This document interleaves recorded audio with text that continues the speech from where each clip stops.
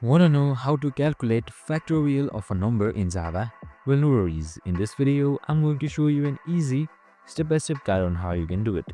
It's super simple and under a minute, so let's get straight to it. Factorial simply means multiplying a number by all positive integers below it. So I have created this code right here, so you can just simply copy up or just modify this code by yourself. So in this code right here, we calculate factorial of 5. So we have created an integer that is 5 and we have named it num, that is num. So we loop from 1 to 5. So we have also created a factorial that is 1 and then we loop it with for loop. So as you can see at the end, fact holds the result that should be around 120. So factorials are useful in math, permutations and probability. Now we have just simply used this small for loop for everything. So we can just simply copy this for loop right here and modify it as well.